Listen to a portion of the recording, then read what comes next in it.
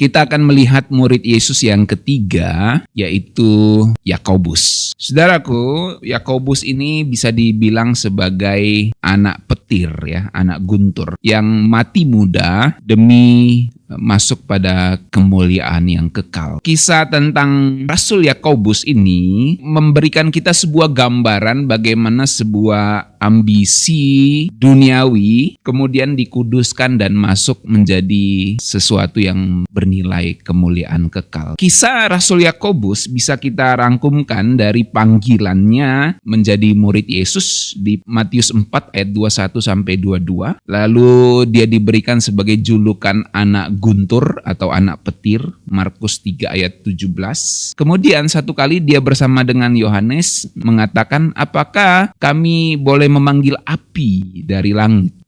Jadi ini imannya gede juga ini. Satu kali mereka bertemu dengan orang Samaria. Orang Samaria itu menolak Tuhan Yesus. Akhirnya Yakobus dan Yohanes bilang, apakah Tuhan kami boleh memanggil api dari langit untuk menghanguskan mereka? Seperti Elia, saudaraku ya.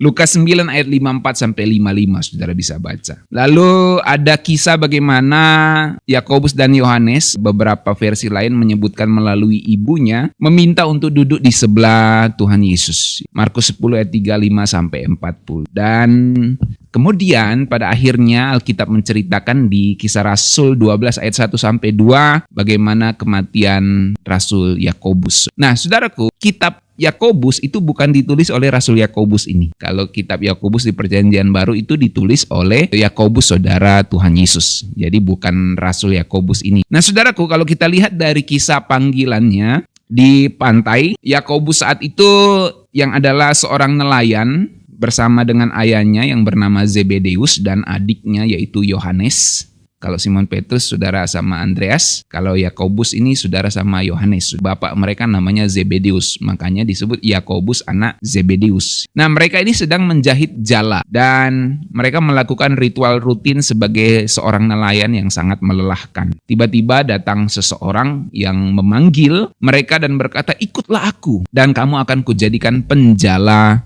manusia. Matius 4 ayat 21 sampai 22. Saudaraku, menariknya tanpa banyak tanya, Yakobus ini pergi meninggalkan jala perahu ayahnya, saudara. Dari sini kita belajar bahwa panggilan Tuhan itu lebih penting daripada bisnis manapun, ya, daripada pekerjaan manapun. Kalau Tuhan panggil kita, kita siap meninggalkan segala pekerjaan yang sedang kita lakukan. Saudaraku, Yakobus mengajarkan bahwa panggilan Tuhan kita Yesus Kristus tidak selalu datang saat kita siap. Saat kita sedang bekerja, kita nggak siap dipanggil Tuhan, tapi ternyata Tuhan datang memanggil kita. Dan kita harus berani meninggalkan semuanya. Kemudian kisah Yakobus menunjukkan bahwa Rasul Yakobus ini bukan murid yang kalem. Ya. Dia bukan murid yang kalem. Ya. Seperti yang saya katakan tadi, bersama saudaranya Yohanes, Tuhan Yesus menjuluki mereka Boanerges. Ya, Boanerges. Boanerges ini artinya anak-anak petir, anak-anak guntur. Wah. Jadi Tuhan Yesus sendiri yang julukin, saudaraku ya. Ini anak-anak Zebedeus ini, Yakobus dan Yohanes ini, dua murid saya ini disebut Boanerges. Ya, anak-anak petir, anak-anak guntur. Markus 3 ayat 17, saudara bisa baca. Kenapa? Karena Tuhan Yesus melihat energi mereka besar, saudaraku ya. Mereka seperti guntur, boom, gitu, petir.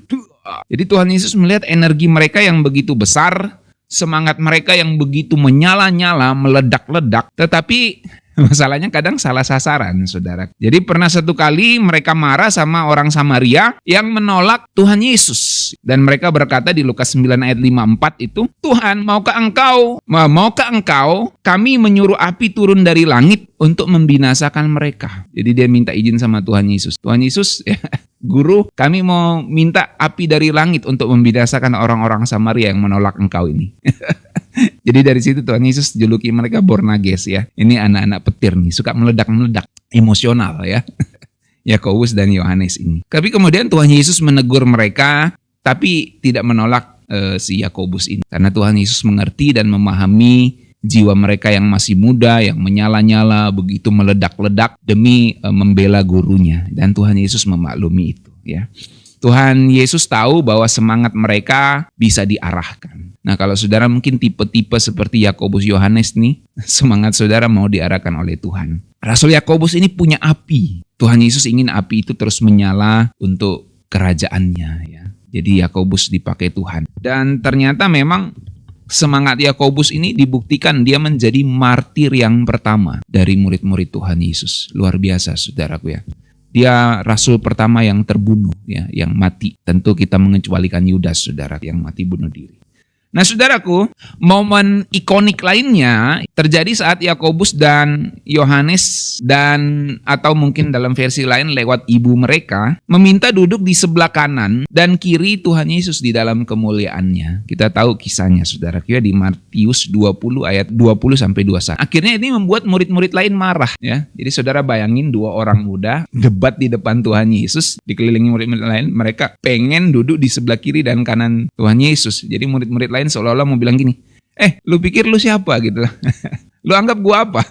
Emang gua nggak boleh seperti kalian, kira-kira kayak gitu ya. Kenapa kalian yang minta di sebelah kiri dan kanan Yesus gitu ya. Nah tapi kemudian saudaraku, apa yang Tuhan Yesus katakan di Markus 10 ayat 38, sanggupkah kamu minum cawan yang harus ku minum? Kalau mau duduk di sebelah kiri dan kananku, sanggupkah kamu meminum cawan yang harus ku minum? Dan Yakobus menjawab, kami sanggup. Karena dia ini anak petir, anak gontor ya, semangat dia. Kami sanggup. Sama seperti Petrus kan, aku tidak mungkin menyangkal engkau. Tapi ternyata menyangkal. Jadi beginilah memang murid-murid Tuhan Yesus, saudaraku, tipenya ya. Semangat menyala-menyala. Jadi Yakobus jawab, kami sanggup Tuhan. Akhirnya saudaraku, kalau saudara baca kisahnya, benar-benar terjadi saudaraku. Dia menjadi martir yang pertama. Jadi dia membuktikan perkataannya itu, kami sanggup meminum cawan seperti yang kamu minum. Tentu tidak sama persis, tapi maksudnya dia berani mati untuk Tuhan. Nah saudaraku, di mata dunia, seringkali ambisi kita dianggap egois ya.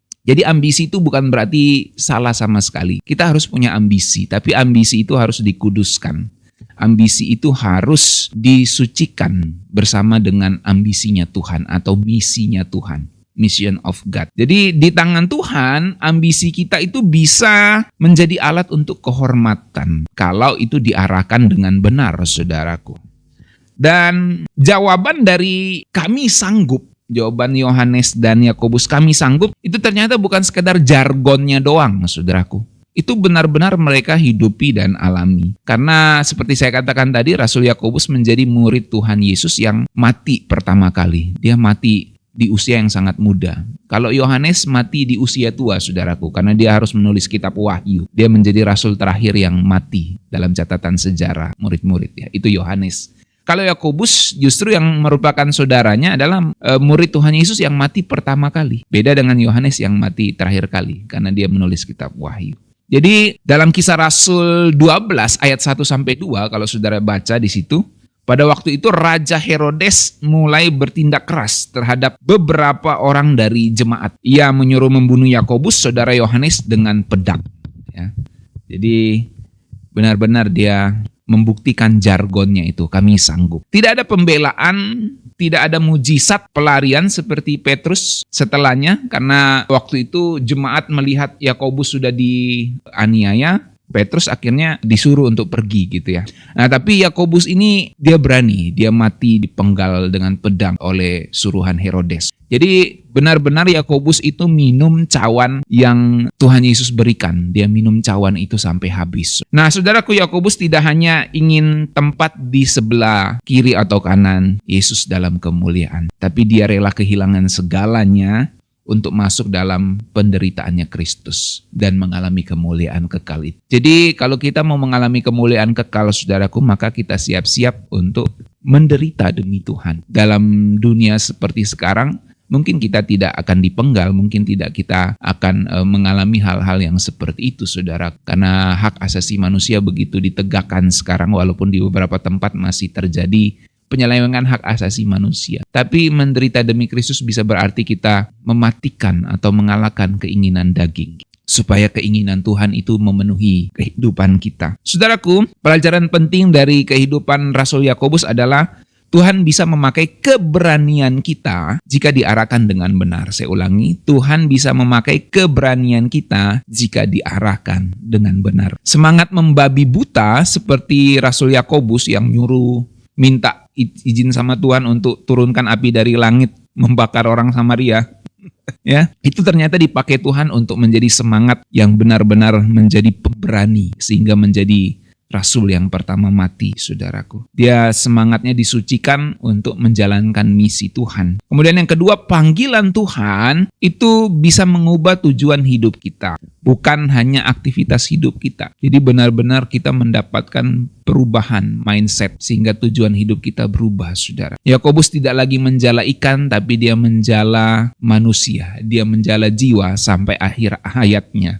Dan dia membuktikan kesetiaan dan keberaniannya kepada Tuhan. Dan yang ketiga, pengorbanan terbesar itu bukan soal hidup lama, tapi kita hidup setia sampai akhir. Yakobus itu bisa dikatakan mati muda, saudaraku ya. Jadi kalau saudara lihat orang mati muda, ya, tapi dia menjalankan misi Tuhan, itu bukan karena dia lalai atau apa, saudaraku. Memang waktunya Tuhan untuk dia. Jadi pengorbanan terbesar itu bukan berarti kita hidup lama-lama, enggak ya. Jadi hidup lama itu enggak selalu berarti kita setia, ya. Karena di dalam menjalankan misi Tuhan, Tuhan bisa panggil kita kapan saja di dalam kedaulatan sebab dialah pemilik hidup kita, saudaraku. Jadi ukuran keberhasilan itu bukan seberapa panjang umur kita, bukan seberapa banyak harta dan kekayaan kita, tapi ukuran keberhasilan kita, apakah kita menjalankan misi Tuhan dengan setia? Apakah kita menjalankan panggilan Tuhan dalam hidup kita dengan setia? Yakobus tidak panjang umurnya, sama seperti gurunya, Tuhan kita Yesus Kristus. Tidak panjang umurnya secara manusiawi, 30 tahun, saudara. Catatan sejarah tidak mencatat jelas ya umur Yakobus. Dan mungkin beberapa catatan sejarah ada yang